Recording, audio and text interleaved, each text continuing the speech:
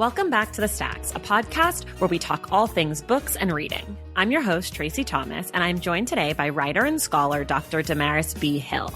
DaMaris is the author of A Bound Woman is a Dangerous Thing, which is her newest release.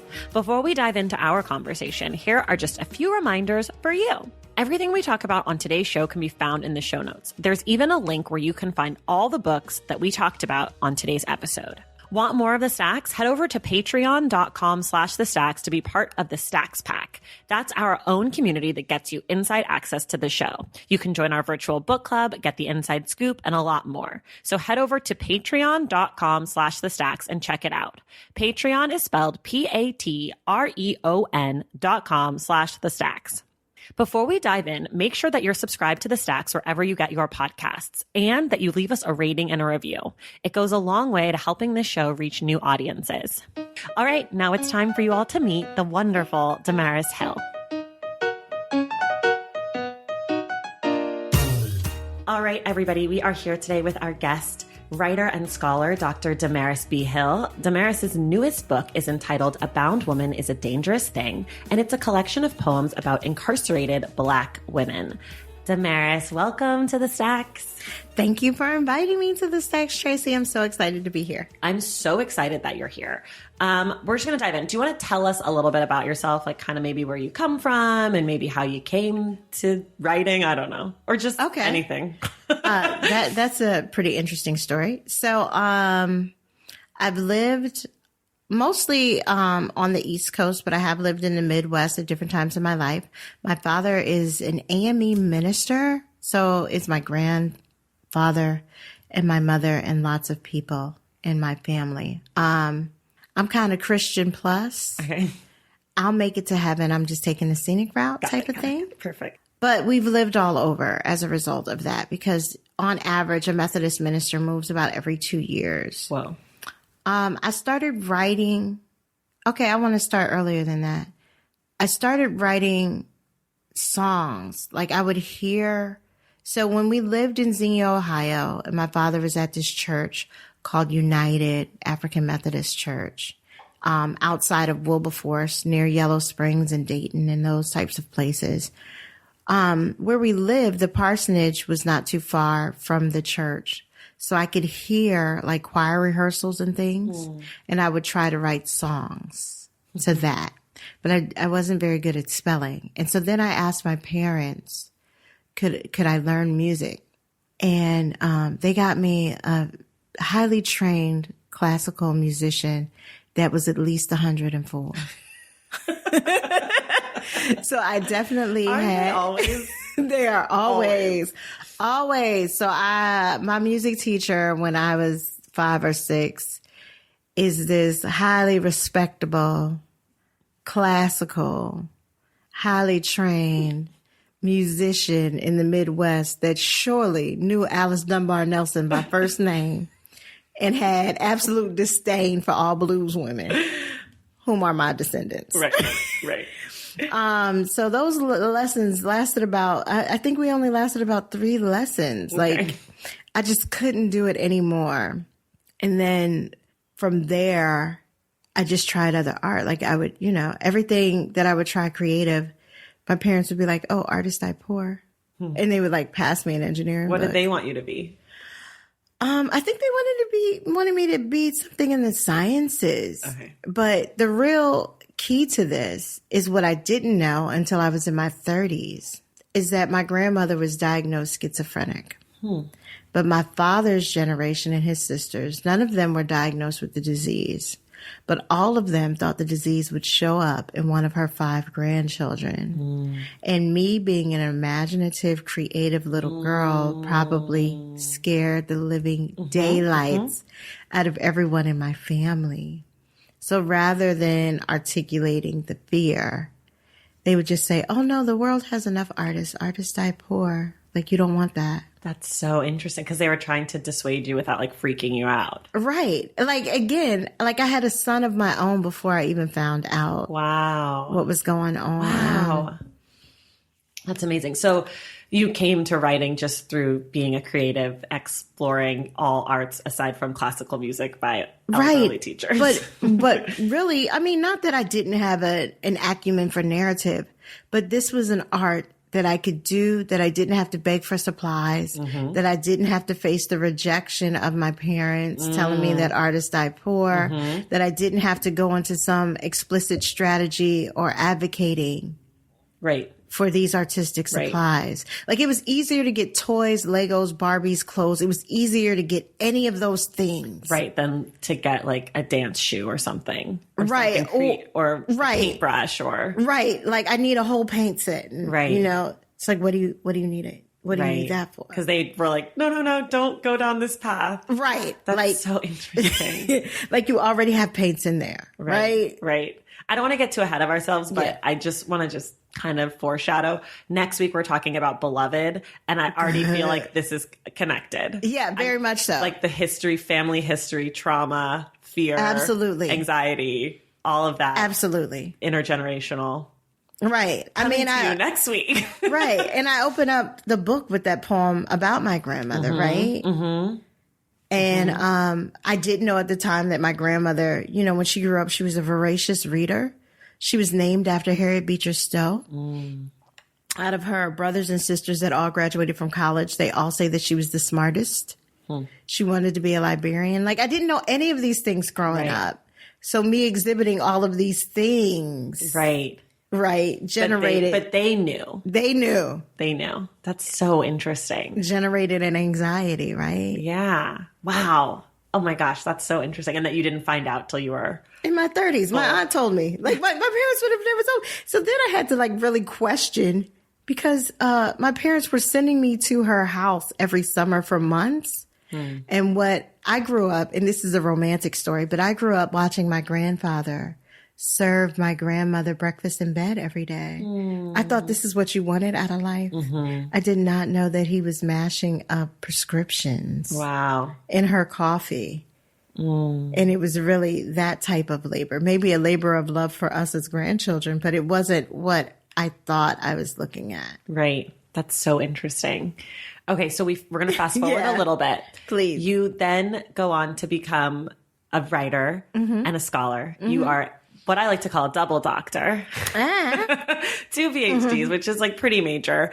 And you write not only poetry, but also nonfiction. And I've heard from a birdie that you're working on your novel. Yes. So that would make you a triple threat writer. My PhD is in fiction. Oh, it is? Yeah. Oh, right. English creative writing. I knew that. No, but it was an emphasis fiction. On fiction. Oh, wow. But will this be your first book of fiction?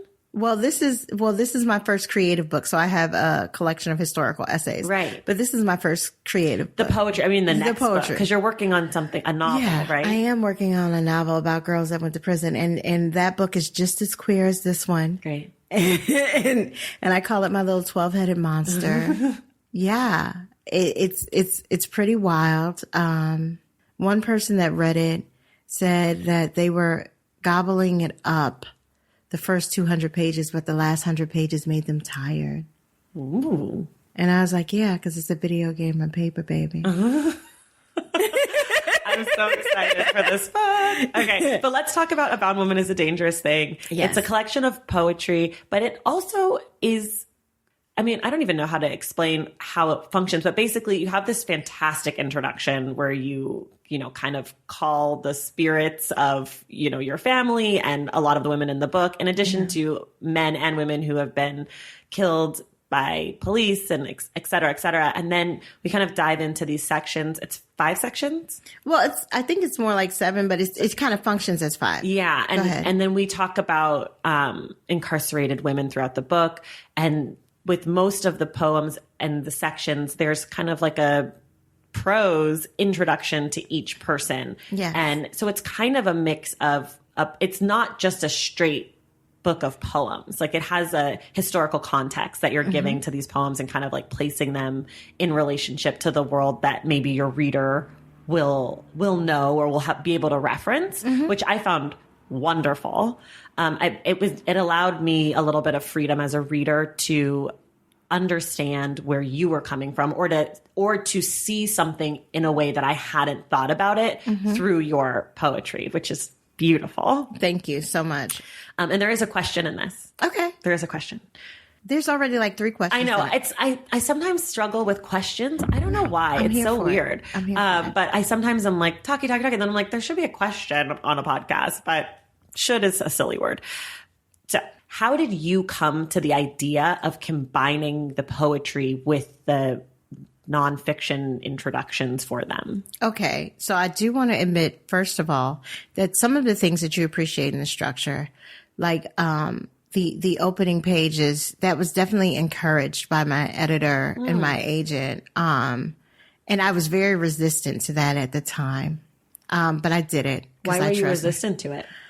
You know, I think as writers sometimes, like writing is like the art of burlesque. And I feel like nonfiction is just like a straight striptease. And I don't know if I was ready to like show that much. Yeah, to be bare and to show my pain in that way. Because I actually wrote that introduction after everything else was complete. And the last chapter in the book, that's about my son and his struggles, and really the extended violences of the Black Lives Matter era. Those things were not initially in the book. Wow. Yeah. And they came to the book late. Also, initially the way I structured the book is that the poems and the archives, the reclaiming of the archives, was all one section. And then all of the historical references were a lot shorter. Okay. And they were like kind of in the back as footnotes. Oh. And then my editor was like, no, we kind of need to move that because the only problem is we keep flipping back and forth. Yeah. So even though I made it a point to know these women intimately, I did have to think about that the reader did not have that opportunity. Right. To know these women intimately. And so they might need some support. Totally. In meeting these women. Okay. So let me go back because that was not what you asked. No, but that's super interesting just to hear. I do have another question that's related to that. So maybe we'll do this, then we'll go back. But my question that's related to that is, how do you put together a book of poetry? Okay. Literally, not so much figuratively, like putting it all not like literally binding it, but like, how did you order it, structure it? How does it come to you? And how do you, because I'm assuming it doesn't all come to you in this order. No. So for this book, I want to say, number one, that this is aligned with the theories of Ruth Nicole Brown and Dr. Shamara Kawachi, that when they talk about Black girlhood genius, they help me to put language and purpose behind something that I was already doing. And what I try to do is to bring my whole self into my art and into my academic spaces, and kind of coming of age outside of New York City, as hip hop is developing, and house music. I don't want to leave house music out because that's a very important thing for me. Those were features and fixtures in my Black girlhood. So really what's happening in the book is what we're looking at is a type of literary remix where I'm sampling the archives, I'm sampling history, and I'm laying my lyrics on top, right? So it's important to think about that. But also, my writing process is very messy and requires a lot of editing. So I kind of say that I vomit on the page. And so what this is a fraction, like maybe less than a third of the poems that I originally envisioned in my first manuscript. This is my first manuscript. Okay. So I had a manuscript in 2003. I went back and revised it and made it something different in 2012. And of course I had many more experimental types of poems in there that were kind of wigging people out. But you know, I'm about it. I love it. And then I had a mentor at that time, Chris Abani, who was also on my dissertation committee, now professor at Northwestern of Creative Writing. He read that first poetry manuscript, and he was like, which was placing. Let me be clear. It was like getting recognition or placing with like Copper Canyon. Like I was rising to the top. Right. Crab Orchard Review, I was a semifinalist. And he was like, oh, you're not getting the prize because this is really 3 books. And at that time in 2012, I kind of like sucked my teeth and rolled my eyes. I didn't say anything to him because he's brilliant. Right. Right. And I know better than to discredit what he's saying. Right. But I was angry because it meant that I had so much more work to do. That's like thinking you have a poetry manuscript and somebody's telling you, no, you have 3 and you need to go ahead and finish these 3. Right. And but the good news is that you have 2 more waiting for you. You're like kind of halfway there. Right. I'm kind of halfway there. Right. And so I returned to the novel that I'm working on. I acquire a great agent, Charlotte Sheedy. Charlotte Sheedy accepts me. She reads my fiction. A year later, we have a meeting in her office. And she finds out that I write poetry and nonfiction. She reads the poetry that day and says to me, your poetry is coming out first. She calls me on the phone. She's like, DaMaris, your poetry is coming out first. And I'm like, okay, this lady is crazy because poetry cannot pay off my student loans. This novel can sell, and then we'll come back to the love of poems, right? And then she hangs up and she calls me right back. She's like, yeah, but this is not 1 book, it's 2. So in my mind, I say, no, it's really 3. But then at that point, I was ready for the work, which was 2 years later. Right. But if Chris Abani hadn't said it to me, I might have fought her about it. Right. It was like already in your head. It was already in my head. And I was like, she's right. So is that how you generally work? Like you like to have an outside person kind of like to help guide you? Or do you feel like, I mean, that's how I like to work. Like I'll make a bunch of stuff and then someone will be like, oh, a little feedback. And then I'll be like, oh my God, I figured it out. But like that outside person. Well, I think those outside people are very helpful because I do a lot of work in my head and I'm, writing scholarship, fiction, poetry, and sometimes like, this nonfiction thing. And I say thing because I'm trying to like hybrid my scholarship and nonfiction right now, create this kind of genre that's doing that. It's kind of roguish genre that's doing that. But for me, I can be so caught up in the task of finishing it. And then I also harbor a lot of shame and insecurity about my writing. I do not easily show my writing. That's so interesting. It's the most insecure part of my life still. I told you a little bit about my childhood. It is still the most insecure part of my life. How do you deal with it? Because like, your book is out in the world and people have read it. Like I know you're aware of that. I have a lot of anxiety about it. Do you? What is, I'm not to be too personal, you can tell me to shut up, but I'm sure other people deal with this too. What is it about having your writing out that gives you the anxiety? Or like, what is it? I still look at poems and I want to change them. That's one. I don't think that they're finished all the time. Or I think differently about them and I want to change them. That's one. 2, it's a real intimacy with yourself, and by extension, the world when you're writing something. So you get 10 years of incubation or more with this piece.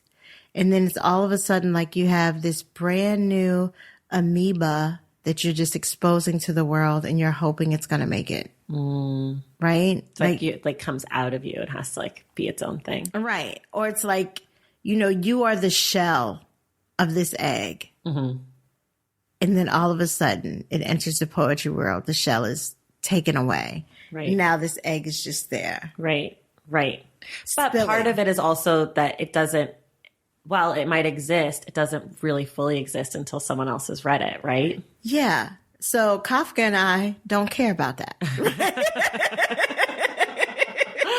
Another surrealist, Kafka and I are less concerned about that. Right. We're telling you it's not done. Right.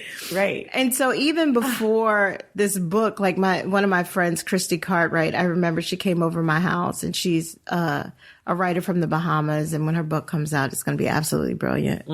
But she came over to my house one Thanksgiving and she just started pulling things out of the file. She was like, this is done. This is done. This is done. This is done. Like, stop harboring this stuff. Send it out. Right. So, yeah, I'm really weak at sending things out. Right. And probably if I didn't have an agent, I don't know. That's interesting. So we had a guest on the podcast a while back. He's a children's book author. And so, a lot of children's book authors, they go and they talk to kids and et cetera. His name's Jesse Bird. He's fantastic. He's just a lover. I just love him.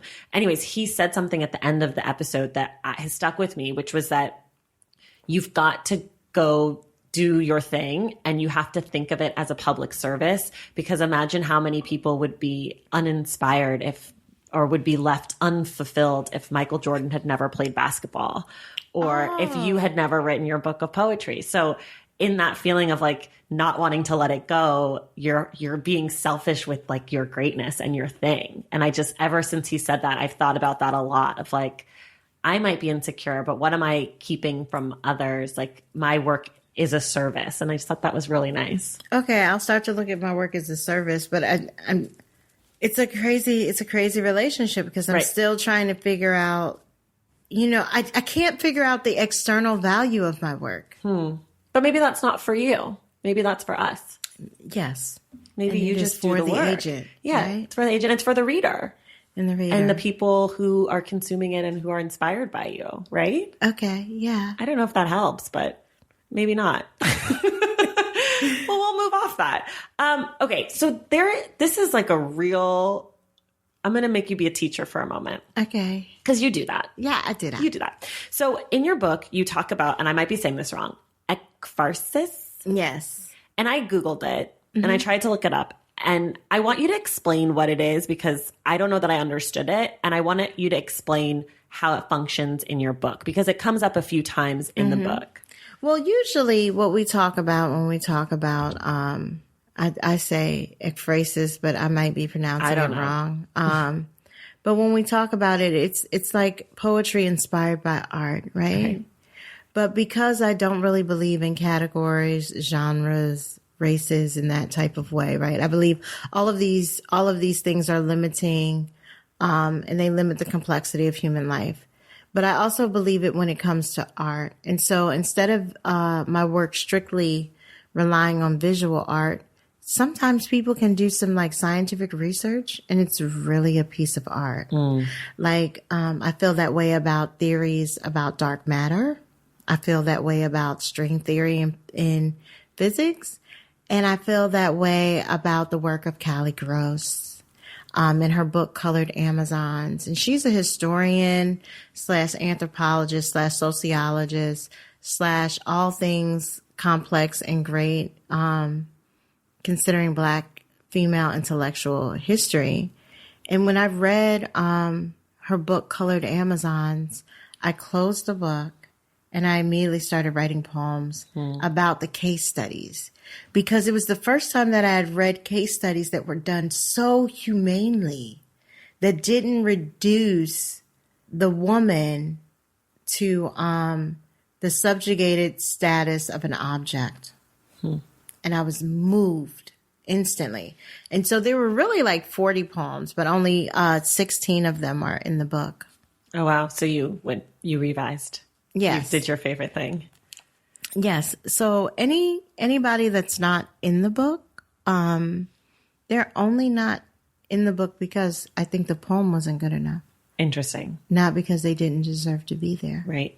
And do you find that that's how you come to your poetry often, that you have to be inspired, or can you sit down and just write or can you be commissioned to write something, or do you feel like it has to come from like that impulse?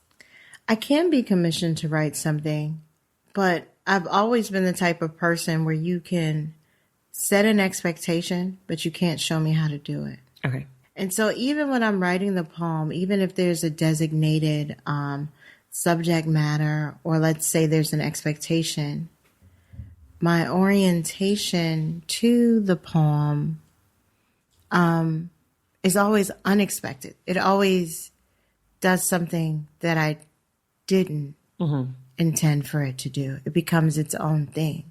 My job is to let it become its own thing without editing it out. It's kind of like putting a flower in a vase. You risk losing the beauty. Right. That's such a good analogy. Right. And so writing towards an expectation, right, or a certain goal is like taking this wildflower and putting it in a vase. And if it's not cut and positioned right, you lose the beauty of it because you've already reduced it. Right. You know? Yeah. Okay, we're going to start. Valentine's Day is upon us, and I've got love on the brain. Love for books. Duh, of course. Hello. Did you forget what podcast you're listening to? I love bringing you all great reads, exclusive author interviews, and behind the scenes book gossip. But I can only do that with your support over on Patreon and Substack. Our Stacks Patreon community, also known as the Stacks Pack, is where you can go for book club meetups, a private, very active Discord, and a year-long mega reading challenge to help you achieve all your reading goals. Plus, you also get that monthly bonus episode. Now, over on the Substack, you can subscribe to my newsletter, Unstacked, where I keep the book conversations going.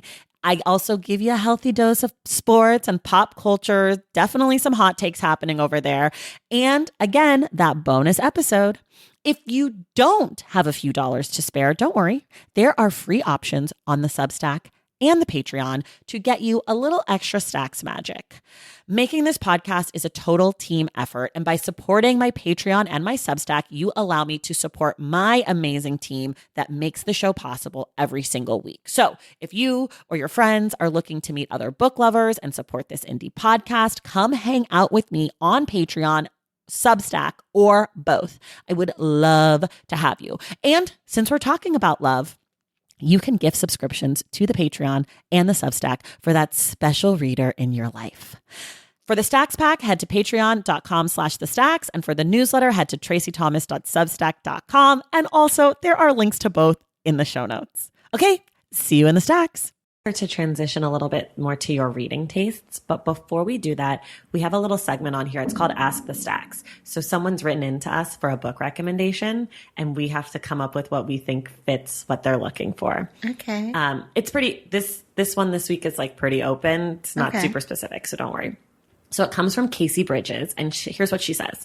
My favorite genres are fantasy and YA.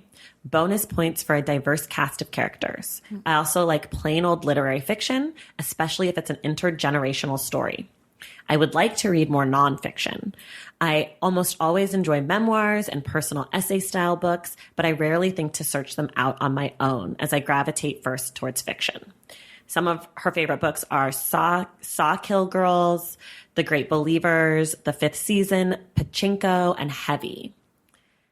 So that's what she sent us. Basically, we can do anything we want because she gave us so many options. I'll start so you have a second to think. Okay. I came up with 3 books that I thought might fit Casey's taste. So the first one is If You Leave Me by Crystal Hana Kim. It's an intergenerational story about Korea during the Korean War.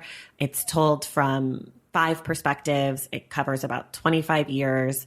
We did it on the podcast, Casey. I don't know if you remember, if you were able to read it, but it's a fantastic book, and it kind of covers that literary fiction intergenerational.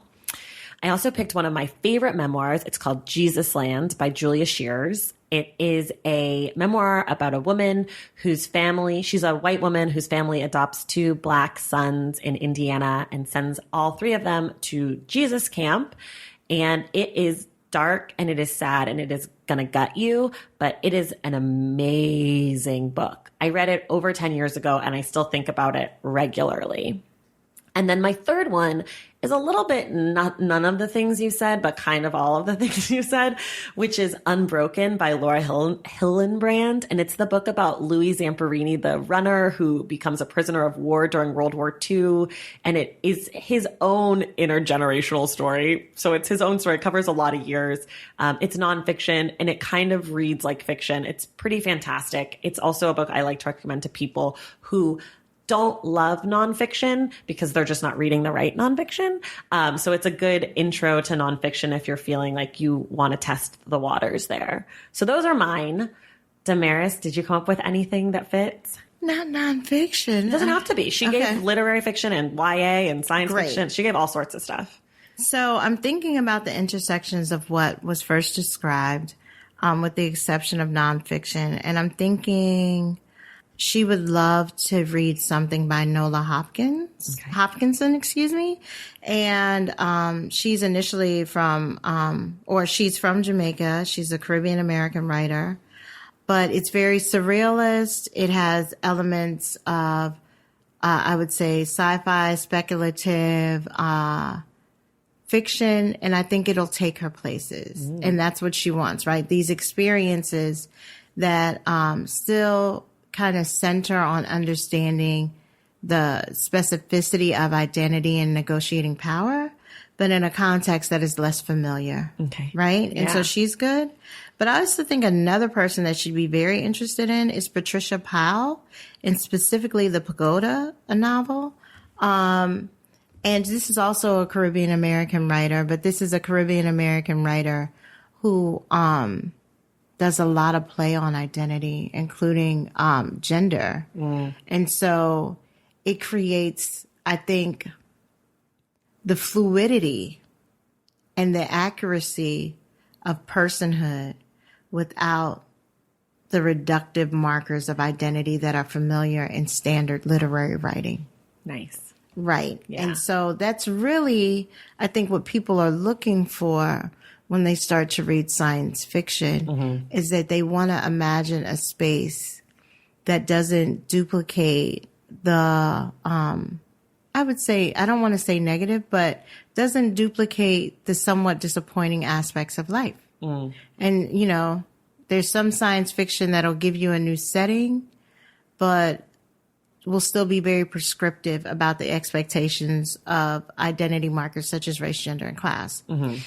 And there are others that really add the dimension of humanity into an alternate space. And I think Nola Hopkinson and Patricia Powell both do that. I want to be your student. I feel like I'm just really excited to be sitting across from you. DaMaris, we're going to start with my favorite, or well, not my favorite. It's just one I always start with. What are 2 books you love and 1 book you hate? Okay, so 2 books that I love are The Known World by Edward P. Jones and, of course, Beloved by Toni Morrison. I'm very excited to talk about Beloved because I have a lot of feelings and I think that they're not the quote-unquote right ones. So we'll save Beloved. There are no right or wrong feelings. Yeah, no, I know, but I have feelings. I have feelings too. I just have thoughts. I have questions and I can't wait to talk about it. Actually, I'll save it. Yeah. Okay. And then what's the book that you hate or a book that you hate? Oh, a lot of people are going to be mad at me. Oh, I love when it's these kinds. Okay, go. Listen, I couldn't even make it through The Alchemist. Oh, I hate The Alchemist. Right. It's one of my brother's favorite books, and him and all his friends are like, oh, have you read The Alchemist? It's just like in The Alchemist. And I'm like, what happened in The Alchemist? Nothing. It was a waste of my time. Listen, I got that. I got all of that when I was sitting in Sunday school. Bye. And it was far more interesting in the Bible. Well, I have not read the Bible, nor have I read... I have read The Alchemist, and I've read parts of the Bible, but I didn't need either, honestly. Right. Like, I'm just like, okay, good, bye. Well, what's the last great book that you read? Okay, so I would say The Book of Light by Lucille Clifton, and right now I'm like kind of writing this paper, and it's a poetry book. I'm writing a paper on it, but it's one of my favorite books. It was written in like 1993, but I return to it all the time. Do you do that often with books? Return? I do. Like I can't get enough of Beloved. I can't get enough of The Known World. I can't get enough of Sonny's Blues. I can't get enough of Toni K. Bambara's stories. So sometimes I often return, and even at the expense of not having time to explore some of my friends and writers that are out now. But I am somebody that'll return to my friends in those pages, right? They're not characters. They are my friends in those pages. I love that. What are some things that you're looking forward to reading? Okay. So I have a couple of things that I want to read. Yeah. Roxane Gay's Dangerous Women. I have not read that. And, you know, I'll admit that I have far less time to read than I would like to have. Right. Starlight and Era by Ramika, okay, I'm going to say this wrong, Binging Risher. Okay. And that's also a book of poems. And I Was a Revolutionary by one of my coworkers. I really need to get more into that book. And what are you reading right now? Okay, so I'm reading the Book of Light. I also recently finished, and I'm still thinking about this book called Bessie's Resurrection by Kimberly A. Collins, and that's a book of poems. At my house, I have The Apology by Eve Ensler, who wrote the Vagina Monologue. So I'm looking forward to getting into that. Let's see. I started, but I haven't had a chance to finish yet because of my crazy schedule, but Reclaiming Our Space by Feminista Jones. So there are always a lot of books around that I want to get into, and I'm just trying to figure it out now. And you can read multiple at once. I can like go in and out of books. Okay. I'm not, I used to be someone that was like kind of stringent and was like, no, I have to finish this book first. And I still have those impulses. But I think that in some ways does dishonor to my humanity and my creative person. Interesting. To force myself into a border and a boundary. See, I'm a one book pony is what I call it. I got to do one at a time. But I think you're a careful reader. That's so nice. Yeah, I am. I don't know if I think of it as careful. I think that what ends up happening is that I end up just reading what I want to read anyways. So if I pick up a book and then I pick up another one, whichever one I liked more or I'm more into, I'll just finish before I move off. So you're probably also one of these people that I find so peculiar. Okay, what? A person that will come in the house and just put their iPod on random or put their playlist on random. I do put my playlist on random. Right. But it's got to be the playlist. Like I won't put my whole thing on random, but I'll put like a mood on random. Right. You put a mood on random because you're like, oh, I like all of the songs that are saved in my library, so it doesn't matter. Yeah. I am not one of those people. So you go through a playlist, you will curate it before you play it, or you'll just put an album on? Either one. Okay. All of my playlists are curated. Wow. I listen to vinyl. Okay. So I do that. And I'm very specific about like coming in and playing a certain record. Yeah, I'm more of like a mood listener. But so for my other job, I teach fitness and I have to make playlists that are very curated. They have to be 43 minutes exactly. They have to do this. They have to do that. And so when I'm not doing that, I just will put on, like I have playlists that are just 5 of my favorite artists and I'll just put all their music in a place and click shuffle. Yeah, that'll make me really. Yeah, that'll just, I think in some ways that would that might create an energy that's unpredictable for me. Interesting. I've literally never even thought about that I do that. I didn't even know people didn't do that. Right. So, but in the same, it's different for my reading, right? In my reading, it's like whatever I pick up, I'll love. I don't have like a mood or a set, right? Right. Yeah. Yeah. I feel like I'm like cheating or something it's not cheating, but it's just like if I pick up 2 books and I like one more, I'm just going to keep reading the one I like more. Right. So that's why I read one at a time. Well, I do have to admit this, and this is like so horrible to admit. Okay. Live on a podcast. Poetry books get 20 pages. Fiction and prose works get 10. Really? If you don't have me 10 by that 10th page, then we're done. Okay, let me ask you this. Do you ever pick up a book because someone says to you, DaMaris, you have to read this book. It's amazing. Absolutely. And they're like, the ending is insane. What do you do in that situation if the first 10 don't grab you? Ask them about the ending. Just have them tell you? Just have them tell me. Okay. I'm like totally spoiled. Okay. I'm spoiled by Gabriel Garcia Marquez. I'm spoiled, of course, by Toni Morrison, and James Baldwin can be kind of slow sometimes too. He can be slow. He can be slow. See, I find Toni Morrison to be slow in the beginning. I have a hard time tapping into her. We are going to get on that. I can't wait. Oh my God, Yeah, we are going to get to it. Sherman Alexie, you know, I'm spoiled. Interesting. There's so much, listen, I've never been able to finish it, but even Chris Abani's Song for Night. Oh my gosh. There's so much good literature, right? That you got to be careful what you're spending your eyes on and your time on. That's true. Where I struggle, and I wonder if you have this, is that sometimes when I pick up a book, depending on what I've read before, it might be very dissonant, and it's hard in the first 10 pages to get into the author's voice at no fault of the author. Right. So I would recommend, like, if you're coming off of like a heavy historical book or a memoir, to read flash fiction or very short stories before you move into your next book. Because that way you're kind of resetting your palette. That's smart. Yeah. Because sometimes it's like I'll pick up something and then I'm like, I can't do this. Or like, this is terrible. But it's not really. It's just me because my brain is in like a totally different place. Yeah. So you have to reset your palette. Yeah. I'm trying to read more poetry, which is really hard for me. But a month ago, when everyone's listening, I had Gabrielle Seville on, and we talked about. I love her. Isn't she so great? Yeah. Did she tell you that we met before? Yeah, She told me all about you. Because I said I was having you on, and she's like, "Oh my God, I have to text her. She's great." Yeah. But I had Gabrielle on, and we talked about poetry, and she kind of did like a crash course for myself and our listeners about like why we're not terrible people if we don't quote unquote get it. And we talked all about that stuff.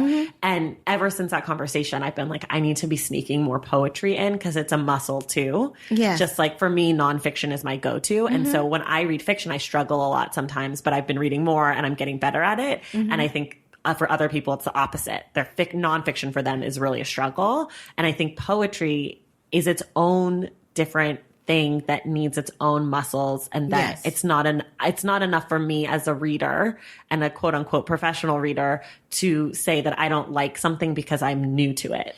And so that's a thing that I'm working on. So I'm trying to sneak some poems in between books just to practice. Yeah. And it helps. It does help. But I also want to say, like, in terms of even from the writer's perspective as writing different genres, I tell people that writing fiction is like painting. It's all about what you add to the canvas. Oh, but poetry is all about what you leave behind. A poem is all about what you take away. So it's like working in negative space. So they are very kind of divergent approaches. Right. That's interesting.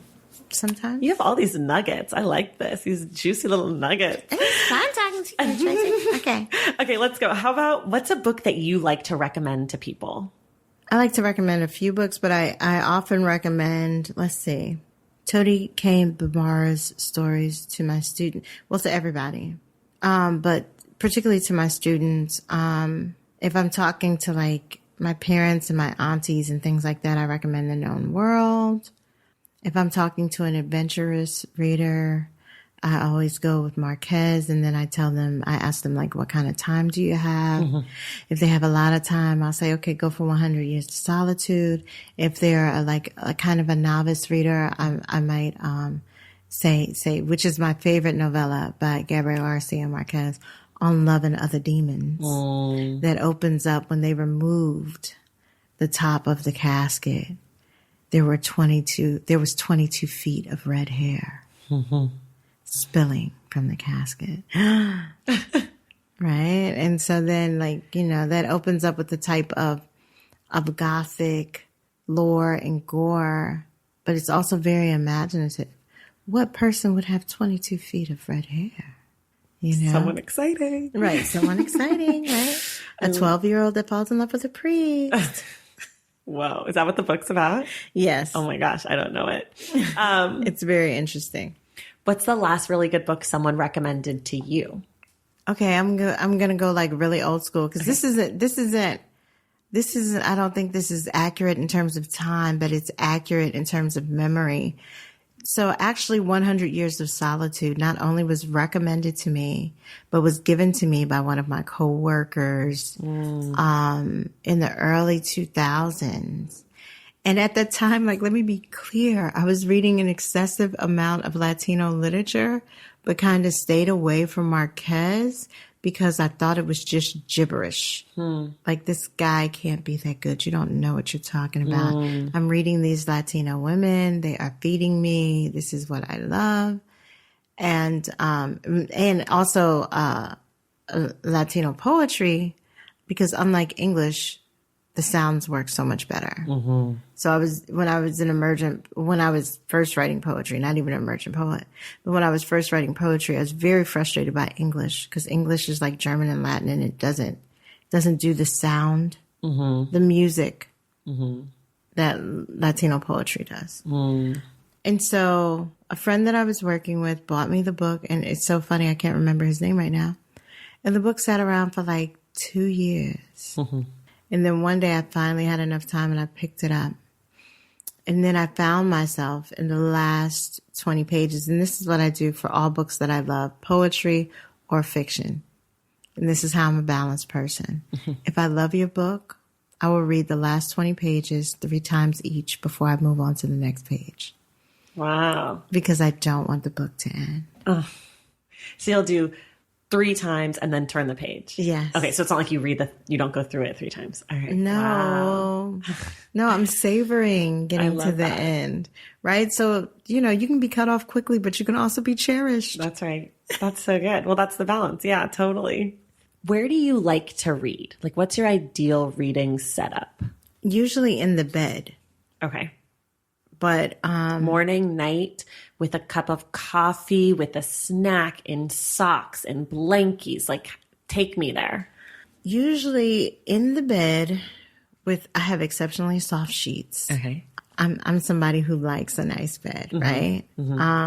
So in the bed, probably with a nice green tea latte next to me, or a 20-ounce mug of green tea with some honey, a little bit of turmeric, a little bit of citrus. If it's not a latte, it's a whole mood. Okay. And then I'm like, I usually kind of tuck my legs back. Like, either I'm sitting on them or some way like that. And I read like that. And I have to have a book light because, like you nestle on one arm and then you get tired. So you have to flip to the other arm. And so even though I have, next to my bed, I have like a lamp that's like for the room.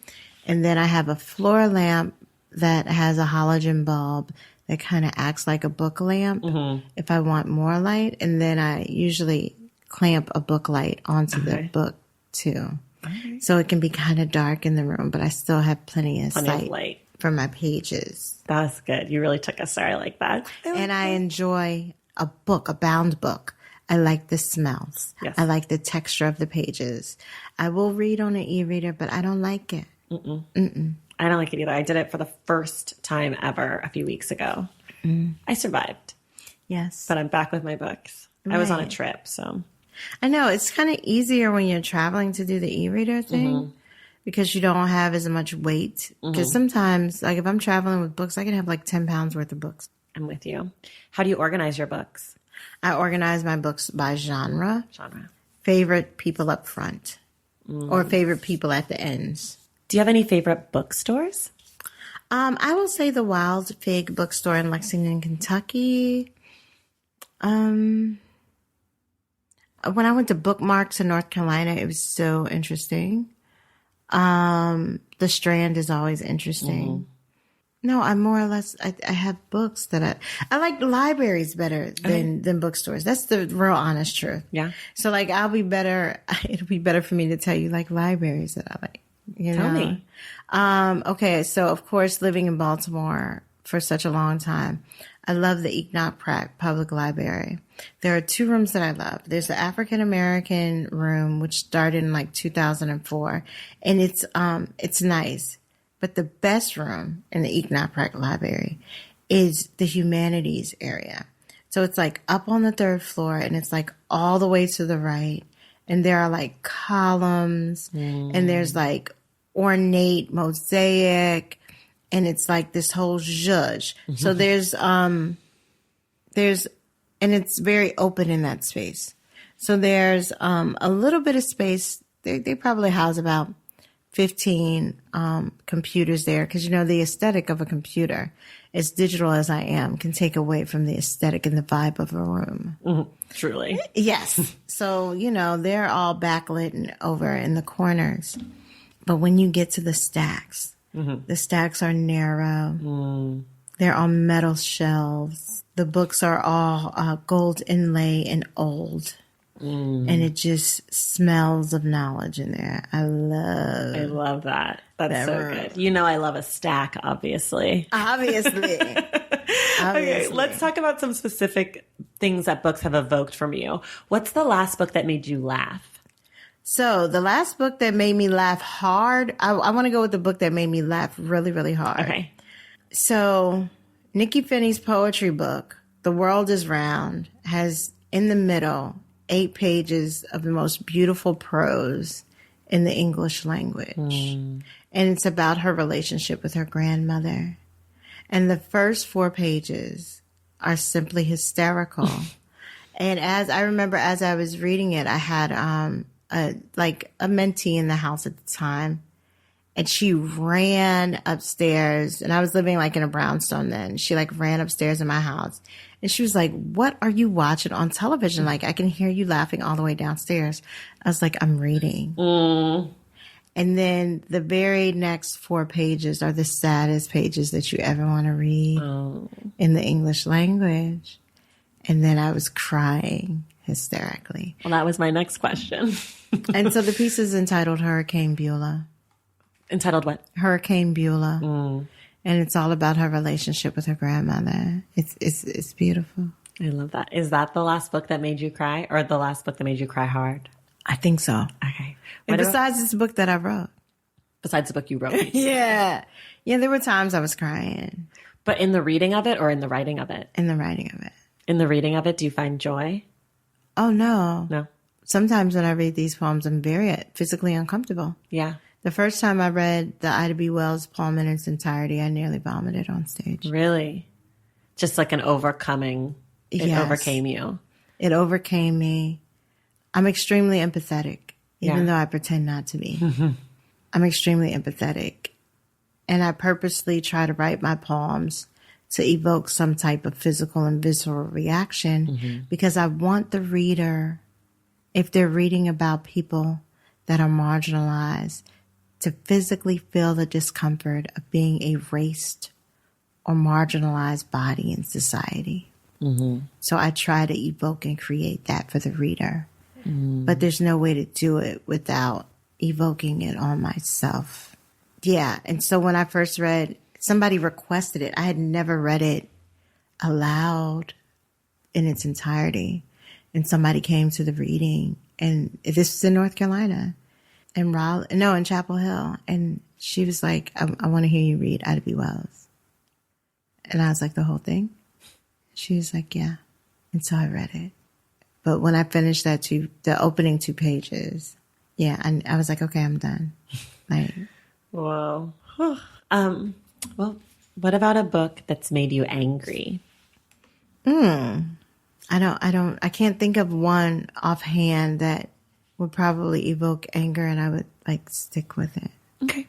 Maybe like reading the Constitution. Like they're not like normal books. They're like pieces, right? Well, we talk sometimes on here about the different kinds of anger with books. Like you can have anger at a book because like you think that it's bad and it's annoying to you, or you can have anger at a book because like a character is making terrible decisions and it's making you angry, or you could have anger at a book because like the content's like injustice. Like one of the books that I think of that makes me really angry is Medical Apartheid. Oh, absolutely. Like that book, I was just like, this is garbage. This is trash treatment. Like, I can't believe that this is the shit that people have to go through to get, like, so that like there's these different kinds of anger in the reading.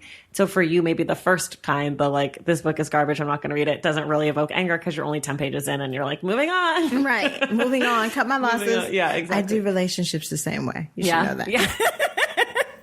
Moving on. Moving on. Next, please. Thank you. Next. But I will say there has been authors that I've read their book, and this is a different type of anger, but I'm ready to throw the book because I realize I'll never be that good.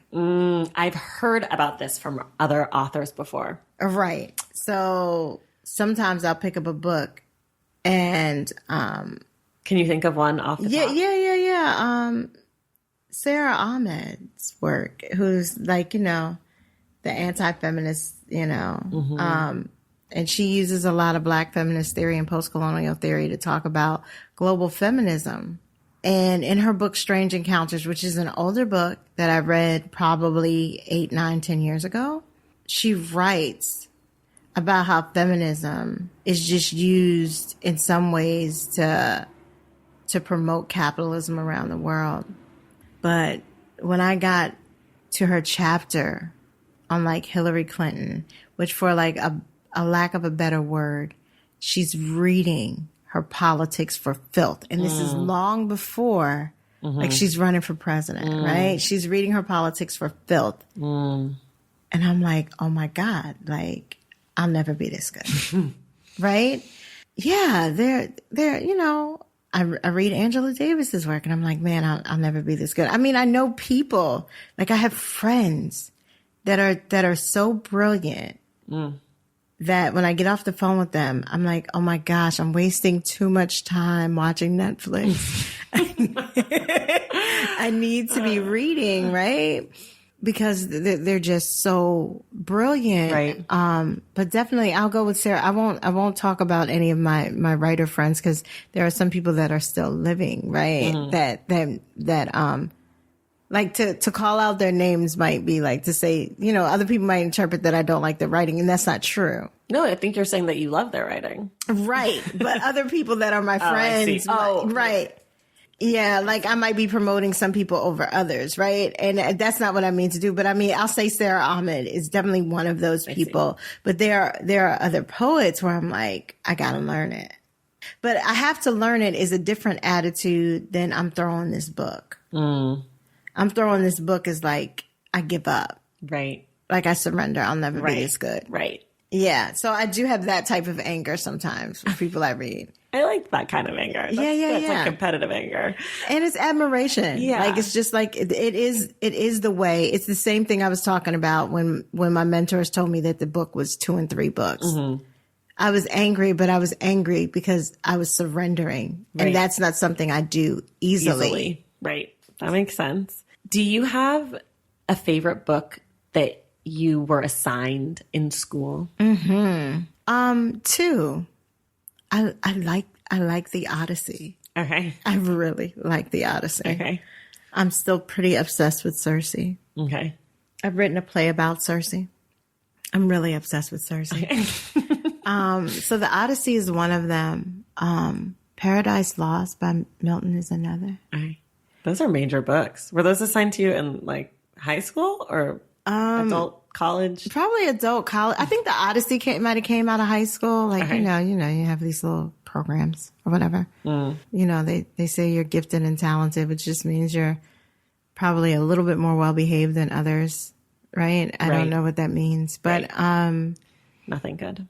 Right. You know, it's a way of classifying people. Right. What else was I encouraged to read that I liked in school? I can't think of anything else at this time. That's a good answer. Oh no. I think I assigned that. Maybe okay, tell me, what's a good book that you assigned that made you go, oh? Yeah. When I taught middle school, I assigned this short story, Harrison Bergeron, a lot. Say it again? Harrison Bergeron. And it's about this boy and his abilities and how he's encouraged by society to normalize those abilities for the sake of society. And he kind of breaks out of that. In hindsight, I realized that book is probably might be some anti-rhetoric in terms of social equalities. But on the surface, it's interesting to think about the ways that we may police our own abilities to be accepted in society and the type of internal struggle and negotiation that stimulates. Okay, I have just the last question for you. Okay. This one is really my favorite. I stole it from the New York Times. What is a book you would require the current president of the United States to read? The Diary of an Ex-Colored Man. The autobiography of an ex-colored man, sorry. That would be one. I would also require him again to read the Constitution. I think he hasn't mastered that text yet. No. I might require him to read your book. I don't know if he would get it, though. He might miss it. Yeah, I don't know if he'd get it or not. Let's see. I'd assign him anything by Carol Anderson and most anything by Nell Painter. And when I say most anything, I would only exclude like one book. Her one old and art school? Or No. I would have him read that too, because I think that's a way of talking about Black genius and how there is this need and compulsion and desire to use your intellectual abilities to help substantiate the inadequacy of the academic culture in terms of race and gender and inequality. And now that she's done that work, she's painting, right? What if there was an opportunity for her to simultaneously have those careers? Right. Or I'm not saying that this is true of Nell Painter, but what if she had desired to paint all along, right? And actually, what type of sacrifice would that have been to the intellectual community and the American higher education system at large? You know? So good. Okay, well, that's it for this week. We're going to be back next week. We're talking about Beloved by Toni Morrison. It's going to be a good one, I think, given what we've touched on today. There will be spoilers next week. So if you haven't read the book, you have a week. You can do it. I believe in you.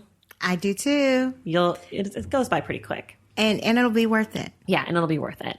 DaMaris, do you have anything else you want to say before we go? I had a lot of fun. Thank you, Okay, Tracy. good. I'm glad. I always like to hear that.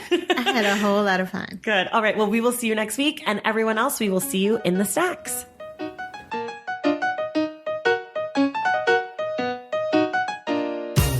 Thank you all so much for listening, and thank you to DaMaris Hill for being our guest. DaMaris will be back next week for the Stacks Book Club discussion of Beloved by Toni Morrison. I also want to say thank you to the folks over at Bloomsbury. Remember, to get your book recommendation read on air, send us an email at askingthestacks@gmail.com. For more from The Stacks, follow us on social media at The Stacks Pod on Instagram and at The Stacks Pod _ on Twitter. And check out the website, thestackspodcast.com. To join the Stacks Pack and get inside access to the show, go to patreon.com/thestacks. Make sure you're subscribed to the show wherever you get your podcasts. And if you're listening through Apple Podcasts, please take a moment to rate and review. Our graphic designer is Robin McCrite, and our theme music is from Tegirigis. This show was created and produced by me, Tracy Thomas, and I will see you in the Stacks.